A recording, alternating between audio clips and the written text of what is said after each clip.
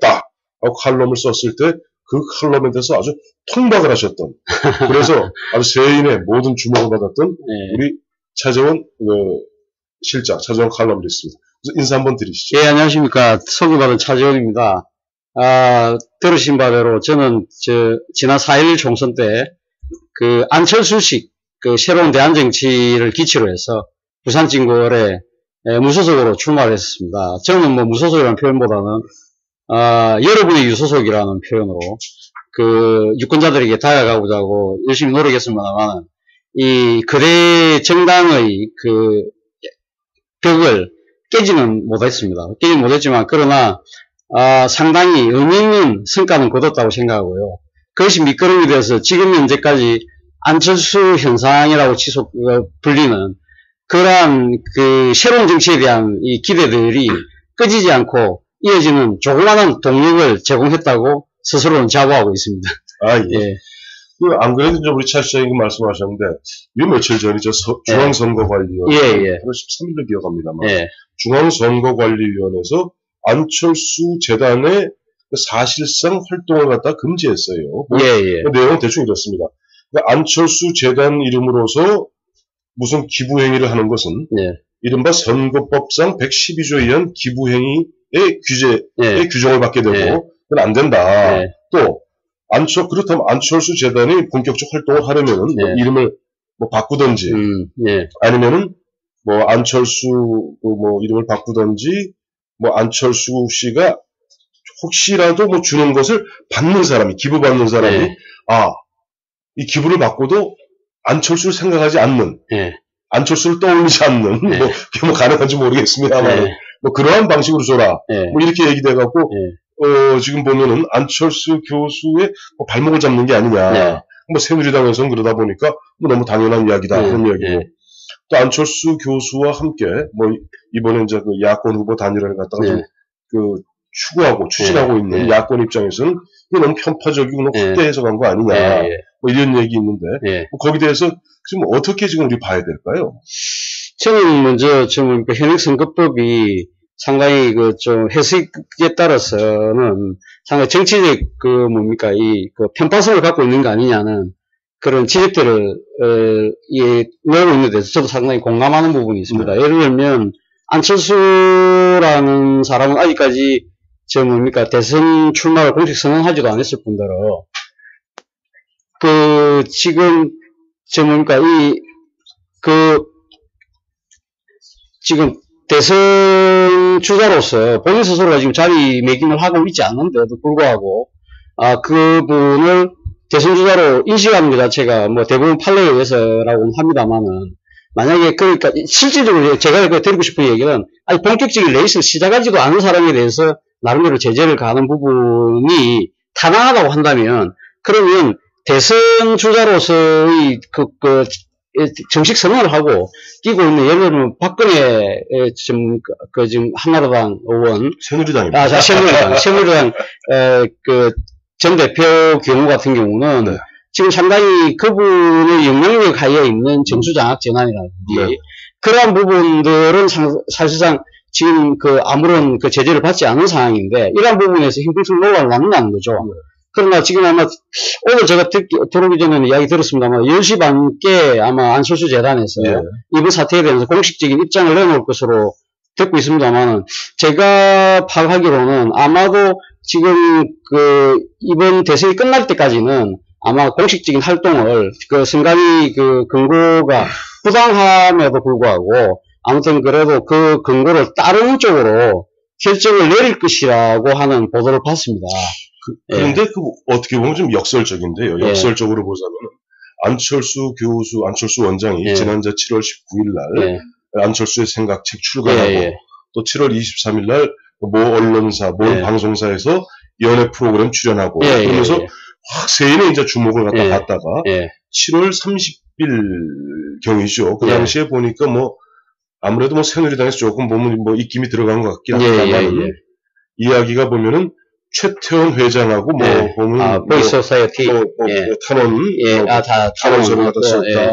다음에 또 보면은 뭐 V-소사이어티라는 재벌 2세, 3세들과 어울려서 뭐 보면은 무슨 뭐 투자를 했다 뭐 이런 얘기가 나와서 조금 주춤하던 이런 즈음에 어떻게 보면은 중앙선관위의 그와 같은 권고 물론 야당이나 우리 차 시장 입장에서는 조금 전에 말씀하신 대로 상당히 보면은 좀 편파적인 확대 해석한 거 아니냐 하는 그런 지적이 있음에도 불구하고 뭐 그런 어떤 결정을 내림으로써 안철수 교수가 국민들에게 뭐 어느 결정이 나올지 모르겠습니다만 아까 차 시장 말씀하신 대로 뭐 좋다 뭐 연말까지는 우리 안철수 재단은 뭐 활동하지 않겠다.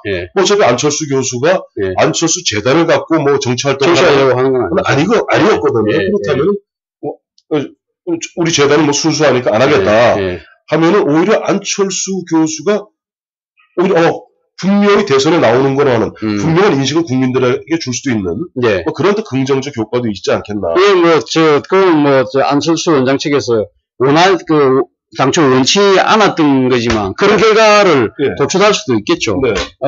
있을 겁니다만은 저는 하나 이야기 드리고 싶은 거는 모든 이 정치하시는 분들이 항상 보면 일종의 이래 정치적인 계산을 복선을 깔고 행위를 본인들이 그렇게 하다 보니까 다른 사람들도 그렇게 하는 것이 아닌가 이렇게 자기 행동이 다른 사람도 똑같이 할 거라고 하는 그런 식의 생각들이 이번 이 승담이 이 제재에 맨 처음에 이걸 제기한 측도 새누리당 최고위원이지 않습니까? 그렇지. 그런 분들 입장에서 보면 자기들이 정치적인 모든 행위를 할 때는 항상 정치적 복선과 계산을 깔고 하다 보니까 당연히 안철수라는 사람도 재단을 만들고 하는 것들이 대선을 위한 포석이 아닌가. 근데 저는 왜 아주 선의를 갖고 하는 순수한 목적을 갖고 하는 것 같고 안철수 순수성을 왜 안 믿어주는 거죠. 그러니까 왜 혹시 말을 자르면서 여쭤보면 안철수 교수하고는 뭐 제가 알기에는 우리 차 시장님 안철수 교수보다는 안철수 교수의 아버님 아영 원장님하고 상당히 깊은 대화가 오갔던 것으로 알고 있습니다. 부드럽게 가시죠. 그럼 연초에도 보면 벌써 이제 오랜 기간 동안 우리 차 시장님 같은 경우는 부산진 을에서 이제 준비를 해오셨고 뭐 그런 와중에서 처음부터 무소속으로 하시겠다. 뭐 그런 분위기에서 언제부터 안철수 교수에 대해서 좀 주목하기 시작했습니까?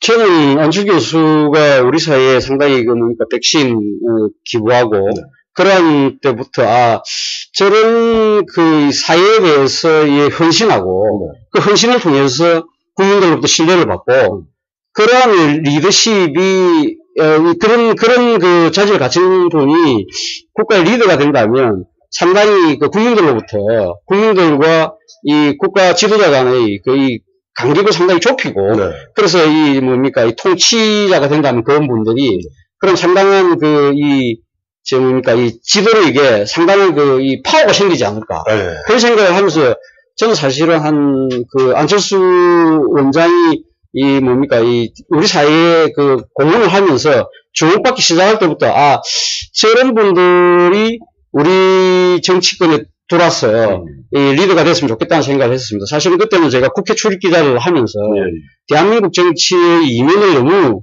적나라하게 봐왔기 때문에. 그래서 청와대도 출입하셨어요. 청와대 출입하고. 그래서 저는 이번에 제가 4.1 총선 때 출마했을 때도 저는 그렇습니다. 저는 사실은 어떻게 보면 중도의 가치를 가지고 했습니다. 그러니까 이 중도의 가치란 뭉뚱그리다 보니까 중도의 가치라는 표현을 쓰지만 저는 안철수 원장이 말씀하시는 이 탈진령의 논리. 저는 그게 상당히 공감을 한다는 거죠. 그러니까 보수도 아니고 진보도 아니고 그러니까 더 이상 이념과 그리고 이념에 어떤 발목을 잡히면 안 된다. 그렇죠.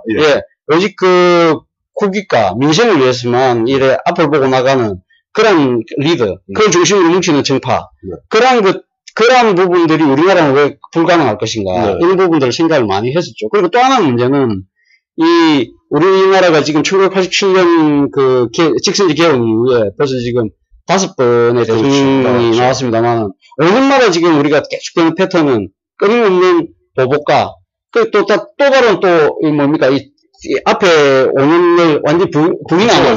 항상 전속. 부정하고 다시 또 시작하고, 이러한 어떻게 보면 악순환.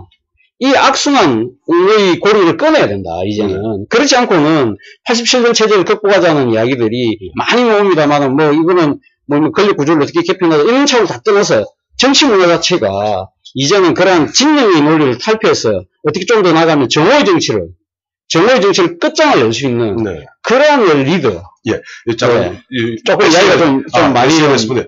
우리 차 시장이 부산 분이라 증오의 정치입니다. 정오의 정치가 아니라 12시 하는 정오의 정치가 아니라 증오. 이제 보면 분노와 그 증오의 정치입니다. 예. 죄송합니다. 죄송할 거라고요. 그래서 그런 부분들을 아마 제 생각에는 안철수 원장이 상당히 왜냐하면 기존의 그 정치 패러다임이나 네. 그 정치 문화, 정치 행태에 하고는 젖어 있는 분이 아니시니까 그렇죠. 그게 충분히 가능하다고 봤던 거죠. 예. 그리고 아까 안영모 원장님 말씀하셨는데 안영모 원장님께서 안철수 아버님 그 부친이십니다만은 그분이 부산 진구 범천동 제가 출마했던 그 지역구에 오랫동안 40년 넘게 병원을 직접 운영을 하셨는데 지금은 이제 저 선거 끝나고 나서 여러 언론들이 주목을 받고 하다 보니까 이제 문을 닫았죠. 문을 닫았습니다. 사실은 제 보고는 그때 하시는 말씀이 그 어른께서 연세가 1930년생이시니까 우리 나이로 83세. 예. 그렇지만 제가 뵀을 때는 아직도 한 10년 정도는 더 진료하실 수 아주 정정하신 건강력을 갖고 계셨지만, 그래서 한 연말까지는 병을 하시려고 말씀을 하시더라고요. 그런데 아무튼 언론에 여러 가지 노출되고 가다한 관심을 갖다 보니까 할 수 없이 서둘러 문을 닫았는데, 제가 드리고 싶은 말씀은, 안철수 원장님 아버님 말씀을 하셨으니까, 아버님이 하시는 말씀으로는, 아버님 이런 표현, 아들이라는 표현보다는 우리 큰애. 세 남매. 경상도 지금 우리 큰아. 우리 큰아는, 상당히 아주 올곧은 삶을 살아왔다. 그러니까 당신의 자식이지만, 상당한 나름대로 이런, 대견함. 이런 부분들을 하면서, 안철수 원장이 정치를 할지 안 할지는, 당신께서도 모르신답니다. 모르시지만, 그러나, 우리 아들이 항상 하는 일은 항상 옳았다. 거기에 대한 자부심이 대단하시더라고요. 굉장히 좋은 말씀이신데, 이게 옛날에 그런 말이 있어요. 예전에, 우리가 흔히 관포지교 할 때 관중 있지 않습니까? 이제 관중이 죽을 무렵 되니까 당시 제나라 환공이어서 다음 재상을 누구로 삼아야 되느냐 할 때 관중이 하는 얘기가 유명한 얘기가 있습니다. 신하를 알기에는 임금을 따라갈 자가 없고 자식을 알기에는 애비를 따라갈 자가 없다 하는 얘기인데 만약에 안영모 원장께서 안영모 원장이 자기 아들에 대해서 그런 어떤 자기 아들이 올곧은 삶을 살아왔고 우리 아들이 하는 일은 그랬던 것이 없었다 하는 그런 어떤 자부심과 믿음을 갖는다는 것은 상당히 중요한 얘기입니다. 그렇습니다. 그런데 아까 조금 전에 말씀하시기엔 안 원장도 막상 오늘 4월 얘기입니다만 총선 전에 우리 아들도 어떻게 할지 잘 모르겠다. 우리 큰아도 얘기했는데 바로 그러한 부분들이 사실 여태까지 안 원장도 어떻게 보면 본인도 늘 이야기하기를 이번 7월 19일 안철수 생각 내면서도 얘기했죠. 보면은 내가 이러이러한 했는데 4.11 총선에서 야당이 패배하는 바람에 내가 다시 나올 수밖에 없었고 다시 생각할 수밖에 없었고 내가 나의 생각을 갖다가 많은 사람들과 얘기를 나누면서 그분들이 나를 원한다면은 내가 보면 갈 수밖에 없지 않느냐. 아직도 보면 어떻게 보면 본인도 확실한 맞습니다. 결정을 못한 것 같아요. 어떻게 보세요? 저도 안철수 원장을 그러니까 아버님 빼고 또 아시는 분들 몇 분을 만나서 말씀 들어보니까 구체적으로 밝히기 곤란하죠? 아시고요. 그래서 말씀 들어보니까 쉽게 말하면 많은 정치인들이 하는 이중 플레이 있지 않습니까? 겉으로 이래 행동을 하는데 속마음은 따로두고 하는 그런 사람이 아니라는 거죠. 소위 말해서 겉과 표리가 일치하는. 일치하는. 그러니까 본인 스스로가 아직 결정 안 했으면 결정이 안 된다는 거, 안 되는 거죠. 그러니까 본인이 그런 이야기를 했지 않습니까?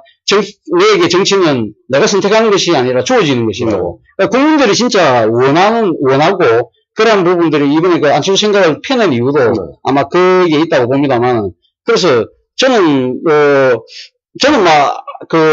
대권에 출마해 주시기를 저는 바라는 입장이지만, 그러나 그건 본인도 아직까지 잘 모르는 것이 아닌가. 사실 그 부분은 저는 제가 현실 정치에 약간 발을 담갔던 입장에서는 좀 답답한 측면이 있습니다. 예. 세간에서 이제 이런 얘기들이 있어요. 그 두 가지 얘기인데, 하나는 안철수 원장이 원래는 처음에 이제 의사로 출발했지만 주로 기업을 하지 않았습니까? 기업을 하다 보니까 그 기업가들의 기본적 속성이 이른바 리스크 매니지먼트랍니다. 그러니까 정치하는 사람들은 리스크 테이킹. 위기가 있으면은 아까 우리 차 시장님 얘기한 대로 죽든 살든 한번 해보자. 넘고 망하면 그때 가서 또 어떡하고 이렇게 하는데, 이 기업하는 사람들은 망하면 망하는 거거든요. 그러니까 이 기업하는 사람들의 공통적 속성이 리스크 매니지먼트, 위기를 최소화하면서 가는 그런 측면이 있기 때문에 지금 안철수 원장을 바로 리스크 매니지먼트 차원에서 봐줘야 되는 것 아니냐 하는 그런 시각도 있어요. 저는 좀 안철수 원장이 그런 이래 우리가 생각할 때, 예를 들면 의대를 가면 의대를 나와서 의사를 하고 그런 이런 딱 정해진 길을 가지 않고 그리 계속적으로 다른 삶을 살았지 않습니까? 그런 부분들은 보면 리스크 매니지먼트가 아니라 저는 리스크 테이킹을 했다고 보는 거죠. 리스크 테이킹을 했기 때문에. 근데 문제는 국가를 관리하는 부분을 리스크 테이킹 식으로 몰아가는 건 문제가 있지 않나 하는 생각이거든요. 사실은 이 대통령이 한마디 하는 은행이 얼마나 큰 파장을 일으킵니까? 대통령이 된 다음 이야기인 거예요. 그러니까 제가 얘기하면 답답하다. 그러니까 이제 제가 여기서 또 안녕 원장님의 그 표현을 빌린다면 우리 큰애는 이런 표현 쓰시더라고요. 우리 큰애는 이 상당히 이 성격이 내성적이고 그래서 상당히 온순하지만 한 번 결정을 하면 끝까지 한다. 경성도 말 뿔뚝뿔이 있다. 그런 거죠. 그러니까 리스크 테이킹을 할 때는 상당히 시간이 걸리지만 리스크를 진짜 한번 딱 내가 맡아서 하겠다 생각하면 진짜 불태의 정신으로 밀고 나간다는 거죠. 그런 부분들은 아마 기존의 정치인들이 자꾸 응연하면서 겉으로는 아닌 것처럼 하지만 뒤에서 얼마나 많은 고뇌한 그건 좋은 거지만 나쁘게 이야기해갖고는 상당히 근무술수를 부립니까? 그런 부분은 아니란 그런 기존의 정치인들하고는 차이가 있는 거 아니냐. 저는 그런 생각을 갖고 있습니다. 그렇죠. 하여튼 그러나 국민들 입장에서는 보면 지난 9월 2일 안철수 원장이 처음 이제 우리 세인의, 물론 그 전부터 세인의 주목을 받았습니다만 정치인, 즉 대권과 관련해서 이제 세인의 주목을 받기 시작한 거는 지난해 9월 달이란 말입니다. 그렇죠. 서울시장 보선. 이제 그때 먼저 보면 5%도 안 되는 박원순 당시 변호사한테 50% 넘는 지지를 덜렁 양보해주고 그러면서 또 10월 26일 날 박원순 후보가 실제 보면 나경원 후보 당시에는 박근혜 당시 전 대표가 집중적으로 지원하고 나섰거든요. 맞습니다. 그런 상황에서 이제 좀 정치에 관심 있는 사람들 입장에서는 결국 안철수 원장이 양보한 박원순이 이길 것이냐, 아니면은 박근혜 전 대표와 새누리당이 전폭적으로 그 당시 한나라당이죠. 전폭적으로 밀고 있던 나경원이 이길 것이냐. 그래서 시야부터 결국 보면 상당한 표차를 한 8% 이상 표차를 보면 박원순 변호사가 이겼고 그 이후로 안철수 원장은 이제 부동의 대통령 주자로서 이제 자리매김 했는데 문제는 그러나 국민들 입장에서 정말 답답해요. 보일 듯 말 듯. 보일 듯 말 듯. 줄 듯 말 듯. 이런 식의 어떤 밝힐 듯 말 듯. 이런 식의 하다 보니까 결국은 자꾸만 보면 올 초 2월 달에도 이제 안철수 재단이 출범할 그 무렵에 당시 이제 박영숙 이사장을 모시고 이제 2월 6일인가 제가 기억합니다. 2월 6일 맞는 것 같습니다. 2월 6일 그때 이제 프레스센터에서 이제 설명이 하고 있는데요. 그 무렵 즈음에 갖고 나철수라고 나왔습니다. 나의 꿈, 철수의 꿈, 우리들의 꿈, 우리 모두의 꿈. 그래서 나와서 보면은 이건 안철수 교수를 지원하는 외곽 단체다. 안철수 원장하고 별다른 조금 전에 뜨네요. 여기 보니 안철수 재단명을 유지하기로 결정이 됐군요. 재단명을 유지한다는 이야기는 결국은 그러면 활동을 좀 유보하되 안철수라는 이름을 그대로 갖고 와서 그 정체성 갖고 가겠다는 이야기 같습니다. 그렇죠. 갖고 가는 얘기고. 사실 미국 같은 경우도 빌 게이츠 재단도 설립자의 그 이름을 쓰는 것이, 그러니까 보편화되는 현상이 아닌가요? 그죠? 예. 제 대표적인 포드 재단, 록펠러 재단, 카네기 재단, 그 돈의 이름, 그러니까 뭐 기증자 이름을, 기부자 이름을 그대로 다. 그건 뭐 미국뿐 아니라 그렇죠. 세계 보편적인 현상이죠. 그래서 아무튼 뭐 저희들이 알는 대로 그렇게 아마 된 모양입니다. 그래서 정해진 사업 계획에 따라 뭐 업무를 뭐 진행을 하고 이제 보면 이거죠. 지금 보면 아마 이런 것 같습니다. 좀 뭐 정확한 뉴스는 나중에 또 봐야 되겠습니다만은 안철수 재단의 정체성, 즉 이름을 바꿈으로써 정체성을 혼돈해 주지는 않고 다만 안철수 재단 내부적으로 자기들이 준비하는 과정은 선거운동하고 무관하거든요. 기부행위만 하지 말라는 거니까 기부행위만 12월 말로 내년으로 넘어가면 되는 것이고 나머지 이제 뭐 어저께 그저께 박영수 이사장도 얘기했습니다만 지금 오히려 보면은 4개월 동안 시간을 갖고 좀 더 그 내실을 다지면서 뭐 준비를 하자. 그리고 뭐 기부행위 자체는 뭐 대선 끝나고도 늦지 않으니까. 그렇죠. 오히려 보면은 뭐 이런 얘기 하더군요. 그래서 안철수는 참 운이 좋다. 운이 좋다. 보면 뭐 좀 나철수 얘기하다 말았습니다만 나철수 얘기 좀 이따 드리기로 하고 뭐 이런 얘기 하잖아요. 보면은 보면 용장후에 덕장 있고 영장후에 전쟁 때 지장 있고 지장 후에 덕장 있고 덕장 후에 복장이 있답니다. 아무리 덕이 많고 용맹스럽고 지혜로운 장군이라 할지라도 복 많아서 싸울 때마다 이기는 사람한테는 못 당한대요. 근데 저는 그 부분, 저도 그런 이야기를 많이 듣는데, 근데 사람의 운이나 이 복이라는 거는 준비된 사람에게 오는 거지, 준비되지 않은 사람에게는 절대 그 복이나 오더라도 그걸 감당할 수가 없거든요. 좋은 얘기입니다. 그래서 우리 흔히 이제 고스톱 칠 때 운칠기삼이라고 운칠기삼. 저는 운칠복삼이라고 합니다. 아까 말씀하신 대로 기술. 그 기술. 기술은 자기가 준비를 해갖고 있어야 돼요. 준비 없는 사람한테는 운이 따라도 복이 와도 못 받아냅니다. 운칠복삼이죠. 그래서 운칠복삼이 맞는 것 같아요. 그래서 제가 봤을 때는 안철수 원장 같은 경우는 지금 그 대학 졸업하고 나서 한 30년 동안 나름대로 우리 사회를 위해서 그러니까 뭐 자기 개인적인 그 뭡니까 이 입신의 이거 출세와 연가를 넘어서 우리 사회에 어떠한 기여를 할 것인가 하는 부분에 대해서 상당히 나름대로 열심히 살아왔던 부분들 그 과정을 통해서 나름대로 자기가 개인적인 능력들을 취득해왔던 부분들이 자연스럽게 이 지금 시대적 그 사정과 시대적 요구와 결합이 되면서 자연스럽게 이것이 시대적 효과를 가져오면서 급부상하는 거지. 그러니까 뭐 돈 많은 갑부가 돈을 3천억, 4천억 냈다고 해서 국민들이 박수치는 그런 차원하고는 전혀 별개의 것이다. 그래서 우리 차 시장의 말씀은 안철수 교수, 안철수 원장이 처음에 이제 뭐 백신 구조를 하고 뭐 이러고 저러고 나누고 할 때 그때 본인이 대선 후보, 대통령 후보를 거론될지 몰랐겠죠? 당연히 그런 생각 안 했을걸요. 나름대로 순수한 마음으로 했겠죠. 그런 얘기. 아까 모두에 말씀하실 때, 성한용 칼럼, 말씀하셨는데, 그때 올 말쯤에 아마 그분이 썼는데, 그 칼럼에 뭐 그런 이야기가 나옵니다. 대통령이 지나치게 역사의식을 가질 필요가 없다. 그러니까, 근데 저는 리더라면, 역사의식과 시대 소명의식은 당연히 가져야 되는 것이고, 그것이 과하다면, 그것이 너무 지나친 명분으로, 갈 수는 있지만, 그러한 나름대로 내가 이 사회에서 나름대로 주어진 여러 가지 혜택들을, 예를 들면 안철수 원장도 국립대학인 서울대학을 나왔지 않습니까? 좀 더 다른 사립대학에 비해서 적은 공납금으로 공부를 하고 많은 기회를 부여받았다는 겁니다. 그런 부여를 받은 부분들에 대해서 내가 이 사회에서 돌려줘야 되겠다.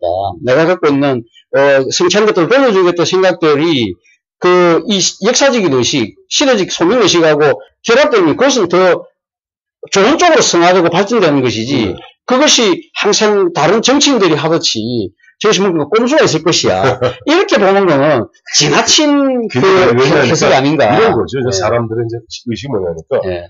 이른바 우리 사회 멘토, 사회를 젊은이를 힐링하는 그런 멘토로서의 안철수의 순수성에는 우리가 의심하지 않는다. 의심하지 않는다. 그러나, 사실 정치는 혼자 하는 거 아니지 않습니까? 참모들도 있고, 그래서, 그렇게 순진, 깨끗한 안철수 교수도 실제 정치에 몸을 담게 되다 보면 또 그러한 모습, 과거의 그러한 모습을 갖다가 뒤따라가지 않겠는가. 뭐 그런 부분에서 이제 걱정하는 것 같고, 제가 아까 조금 전에 말씀드렸던 자 안철수 교수 운이 좋다는 것은 안철수 교수가 만약 중앙선관위가 이러한 결정을 안 내렸다면은 상당히 보면 참 언제 보면 7월 19일 후에 보다 좀 구체적으로 대선 출마한다는 얘기하기가 좀 쉽지 않았을 거예요. 9월달. 그래서 운이 많다. 네, 운이 좋다는 거.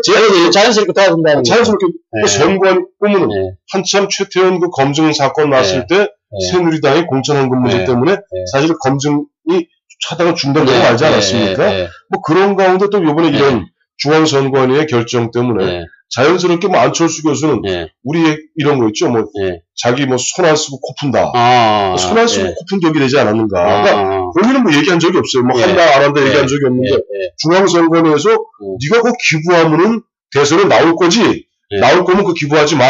얘기했는데 근데 그것도 이게 자연스럽게 된 것도 어떻게 보면 기존 정치인, 그러니까 기존 정치권 이번에 그 선관위 문제도 따지고 보면 그 새누리당 최고위원이 선관위에 지지를 함으로써 그것이 촉발됐다는 겁니다. 그렇죠. 그러니까 기존의 정치인들, 정치권들에서 하는 기존의 패러다임대로 하다 보면 그 사람들이 하는 술수 책략들은 항상 이제는 안철수 원장을 원하지 않았지만 좋은 결과로 계속 기착이 되는 거죠. 그런 것들이 하나, 둘 쌓이다 보니까 안철수 원장은 점점 더 전복되는 측면이 있거든요. 그러면 도와준다고 그러죠. 어떻게 보면 심모 최고가 심재철 최고죠. 심재철 최고. 심재철 최고가 보면은 나름대로 한 건 한다고 엮었는데 결과적으로는 보면 안철수 교수는 손 안 쓰고 코 풀고 보면은 오히려 보면 안철수 재단에 대해서 그동안 사람들이 좀 뭐 안철수가 뭐 어쩌고 저쩌고 해서 뭐 최태원이랑 어쩌고 저쩌고 했다 이런 얘기보다 맞다 안철수 재단이라는 게 있었지 않은 그런 식의 어떤 주의를 환기시키는 그런 효과. 그리고 아까 말씀하신 대로 결과적으로 보면 있죠. 행운의 여신은 때로는 추악한 모습으로 으르렁거리며 달려온다. 뭐 얘기했는데 이제 아까 처음에 나철수 얘기가 나갔습니다만 나는 나의 꿈, 철수의 꿈, 그리고 우리 모두의 꿈 얘기했다 닷새만에 접었어요. 접었는데 또 요즘 보니까 내일이죠. 8월 17일 날 보니까 그때 나철수 공동대표 하셨던 이장희 교수.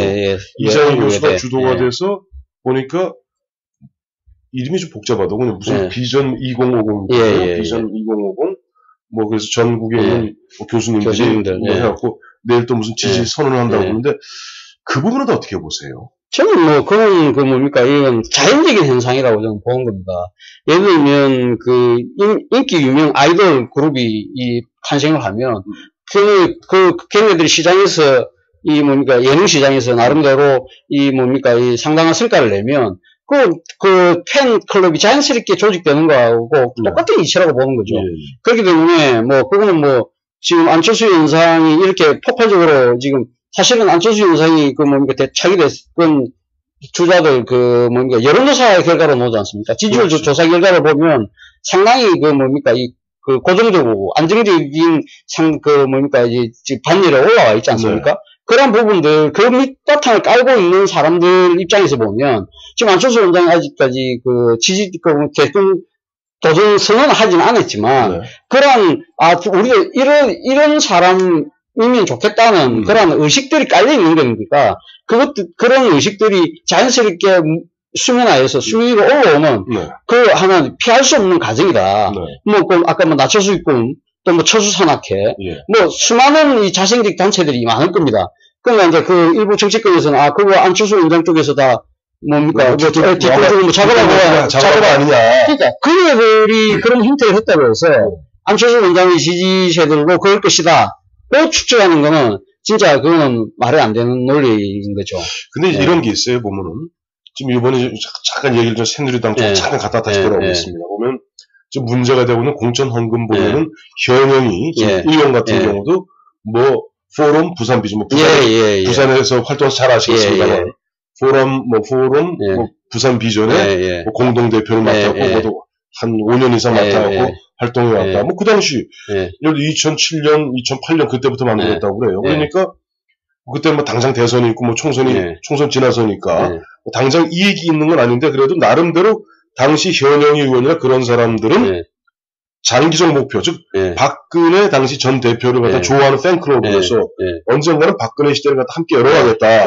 그런 어떤 나름대로 꿈과 비전을 갖고 그런 모임에 참여했는데 문제는 그러다 보면 조직이라는 게 사실 한 사람 두 사람 모여서 보면 밥도 먹게 되고 또 하다 보면 또 뭐 급하면 또 급전도 빌리게 되고 그러다 보면 돈이 오고 간단 말이에요.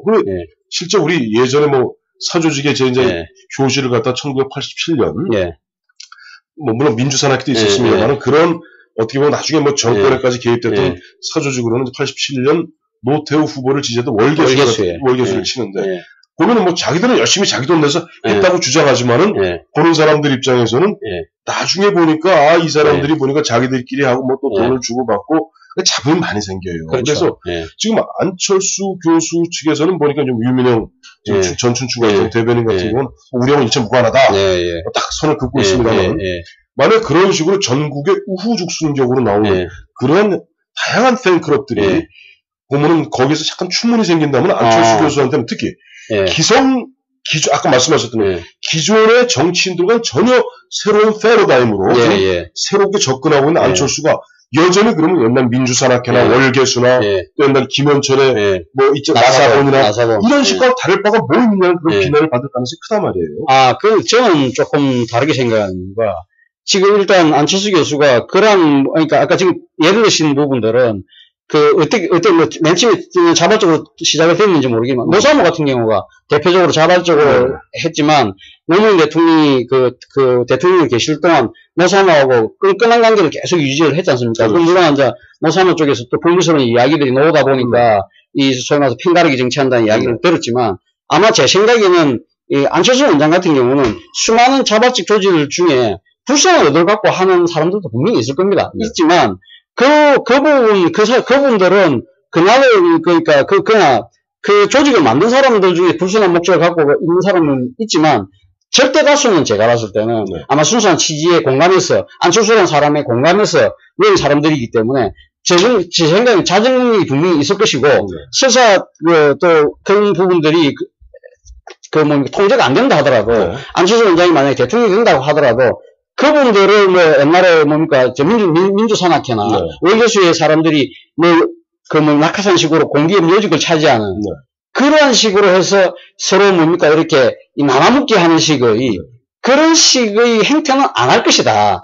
그렇게만 된다면 그거는 큰 문제가 되지 않을 것이다. 저는 그렇게 보는 거죠. 조금 굉장히 중요한 말씀하셨는데 지금 안철수 교수가 이제 한 120일 조만간 출마 선언을 하고 그다음에 대통령이 됐다고 가정했을 때 사실 대통령 선거라는 거는 그렇잖아요. 대통령 선거라는 거는 대통령 한 사람을 뽑는 인기 투표가 아니라 한 국민들로부터 5년 동안 국민들로부터 국가 운영을 위임받는 그런 집단을 의미합니다.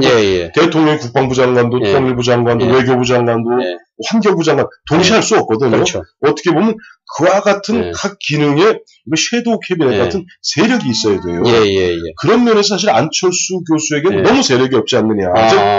독불 장군 미래 없는 거 옛날 YS 김영삼 전 대통령이 한 얘기입니다만 독불 장군 미래 없다. 즉 한 산업으로서 좀 뛰어난 인물이지만 안철수가 또 그분이 지향하는 생각과 그분으로 상징되는 시대적 흐름은 정말 우리가 가슴이 먹먹하지만은 과연 대통령이 되어서 국가를 5년 동안 60개월 동안 국가를 갖다가 어떻게 경영하는 우선 통치란 표현이지 않습니다. 옛날에 구시대적 경영이니까 국가를 경영할 수 있는 그러한 함께 할 수 있는 동업자들과 그런 세력과 또 구체적으로 비전이 이번에 7월 19일에 나왔던 안철수의 생각에서 일부 봤습니다만 있는가 하는 부분에 대해서는 어떻게 보세요? 저도 사실 그 부분이 사실 좀 궁금하기도 하고 좀 걱정이 되기도 합니다. 지금 4개월 사이에 안철수 원장을 중심으로 해서 그러한 그 정치 세력들을 어떻게 구축할 것인가. 그 부분 제가 안철수 원장하고 논의한 적도 없고 그분이 구체적인 생각을 밝히지 않았기 때문에 저는 다만 추측만 할 뿐인데 저는 그 부분은 크게 염려하지 않아도 될 거라는 낙관적인 생각을 갖고 있습니다. 그 이유는 지금 이제 안철수 원장하고 같이 하려는 측은 주로 소위 말하는 우리가 말하는 진보진영이지 않습니까? 안철수 원장이 어제 노영민 의원은 안철수 원장이 민주당에 입당할 것이라는 이야기를 했는데 아마 그거는 그분들의 희망사항일 것이고요. 아마 제 생각에는 안철수 원장이 정치적인 세력을 만든다고 한다면 저는 안철수 원장이 중심이 되어서 자기의 생각에 공감하는 그런 재정파들을 다 끌어모으는 하나의 그 구실적 역할을 하게 되면 그 문제는 쉽게 풀릴 것이다. 좀 더 구체적으로 말씀을 드리면 저는 이번에 오마이뉴스의 오연호 대표하고 네네. 김은태 그 교수하고 했던 그 시민 김은태 소장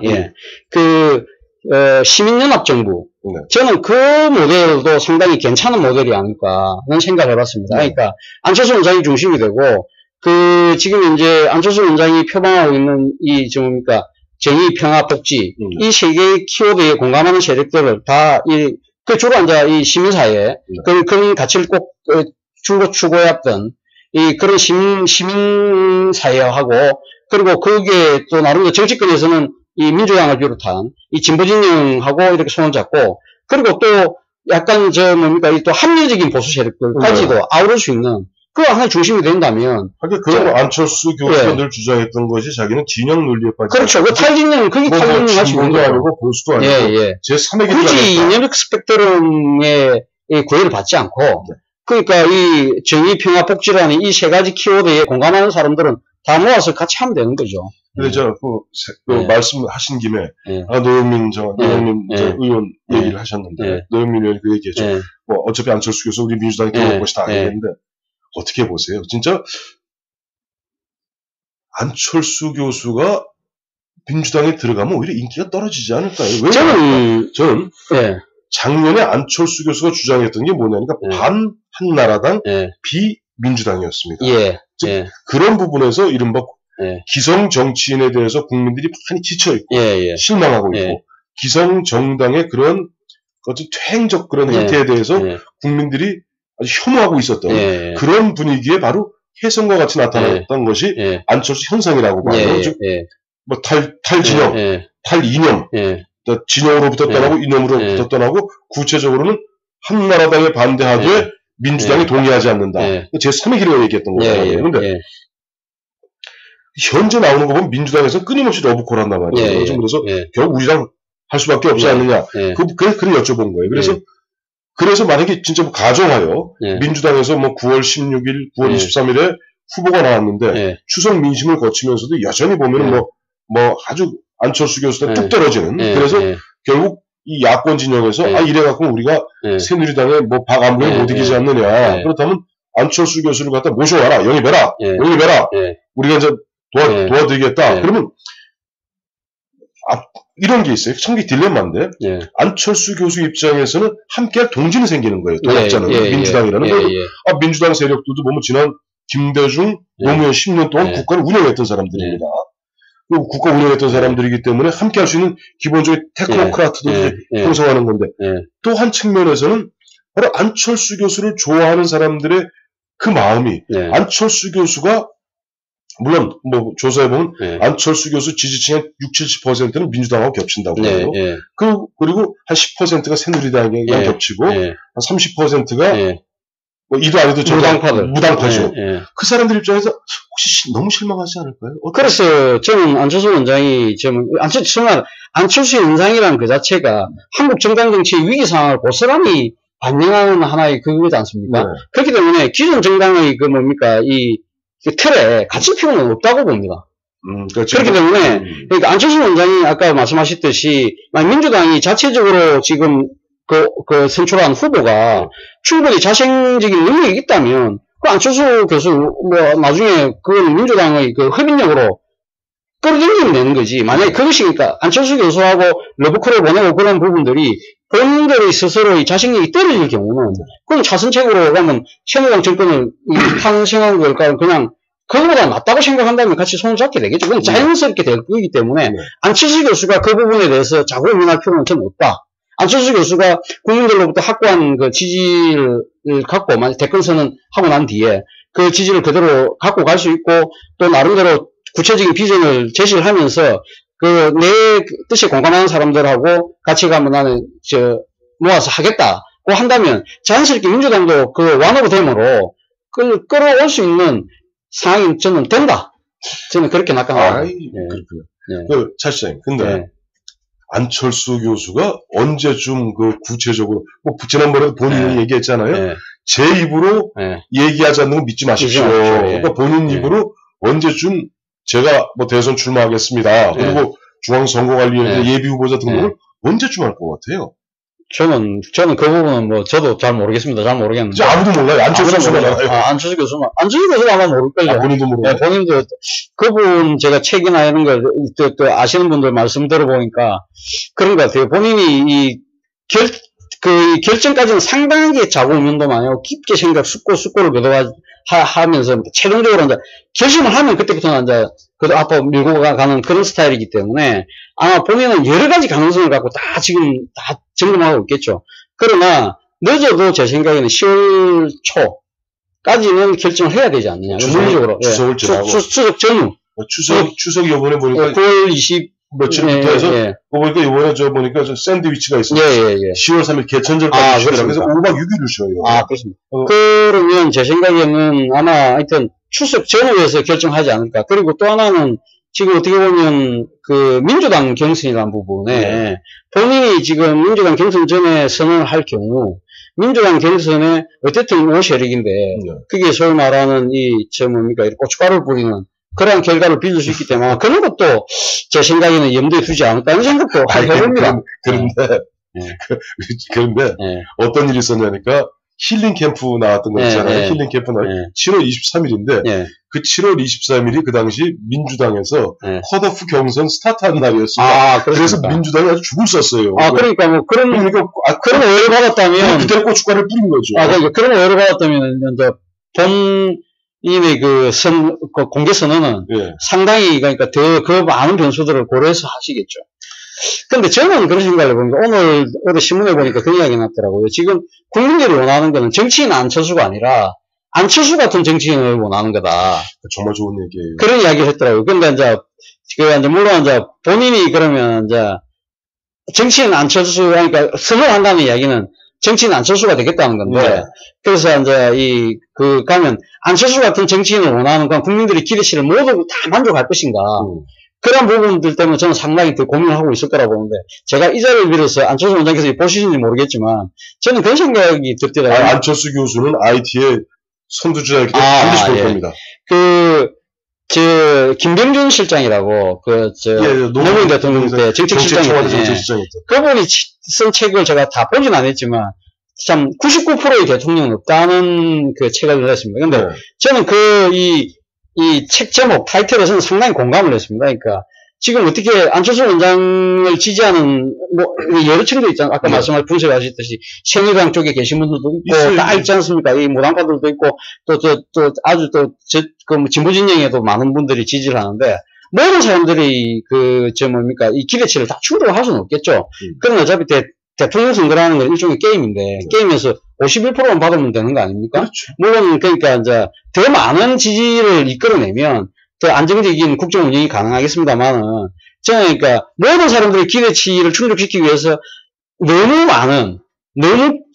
신중한 판단하느라, 이 시간을 보내시는 부분은, 제 생각에는 조금, 그러니까 99%의 대통령은, 나중에 대통령 되시고 난 뒤에 99%의 대통령이 되시더라도, 지금은 이제, 도전한 입장에서는 99%를 다 만족시킬 수는 없기 때문에, 그 부분은 잘 고려해서, 적정하게 선을 그어서, 본인의 운신의 폭을 결정해야 되지 않을까, 그런 생각을 한다는 거예요. 보고 얘기하시죠. 안철수 교수가 원다고 생각하고, 지난번 총선 때 한번 외쳤던 거 있지 않습니까? 아까 안철수 나와라는 그 뒤에 또 하나 더 있습니다. 안철수 나와라, 새정치 나와라.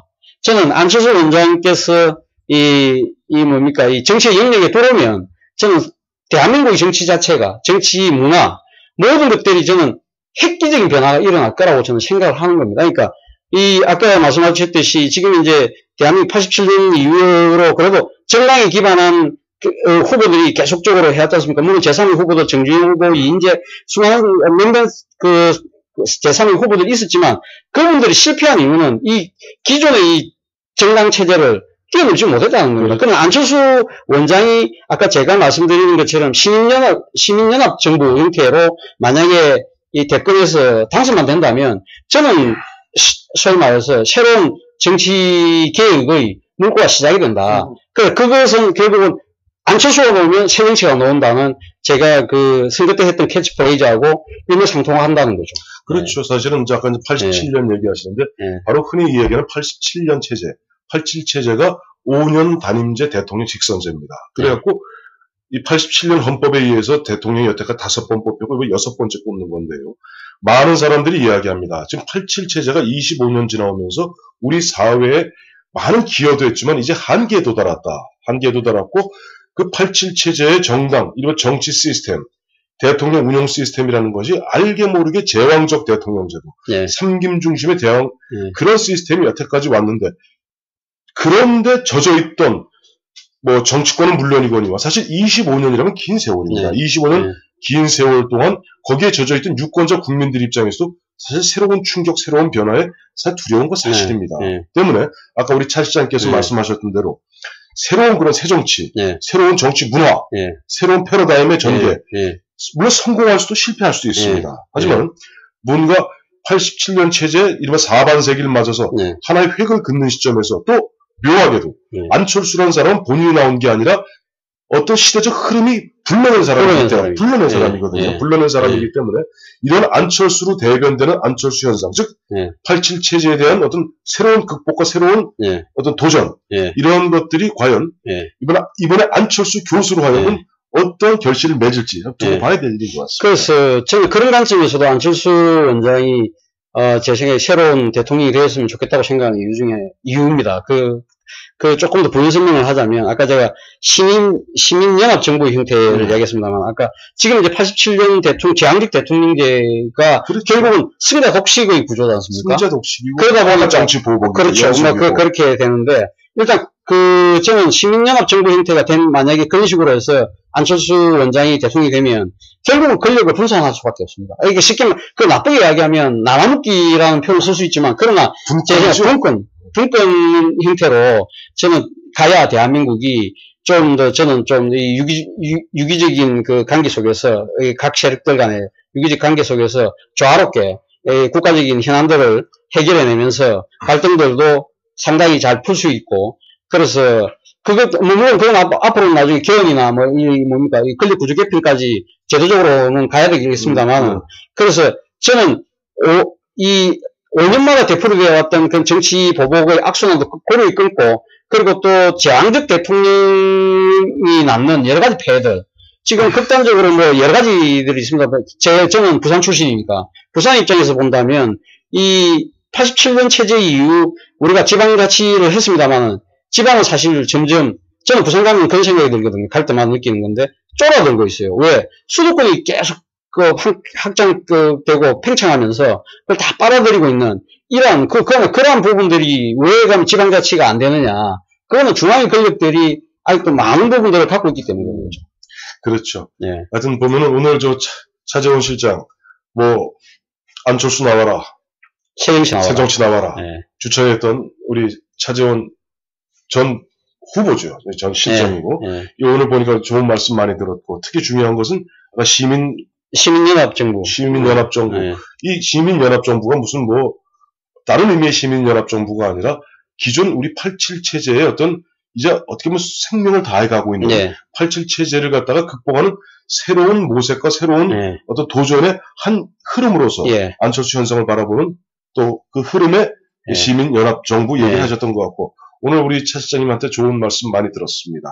그리고 다음 기회에 한번 아마 안철수 교수가 저도 생각하는 추석을 전후해서 한번 나올 것 같아요. 그때 오늘 안에 이 프로를 갖다 안철수 원장 반드시 보셨을 거라고 봅니다만 본다면은 아마 안철수 원장도 더 이상 99% 대통령 된다고 너무 좌고우면하지 마시고 빠른 결단을 내려주는 것이 유권자들에 대한 어떻게 보면 또 예의이기도 하니까 빠른 결단. 아니 근데 안철수 원장께서 그런 말씀하셨더라고요. 수용을 배우려고 하면 강물을 뛰어들어야 된다고. 대한민국 정치를 바로 잡고 싶고 국가를 바로 제대로 운영을 하고 싶으면 뛰어드셔야죠. 그렇죠. 자, 그러면 오늘 황태순의 폴리토크 2회 오늘 차재원 실장 모시고 전 실장 모시고 얘기 나눠봤습니다. 감사합니다. 감사합니다.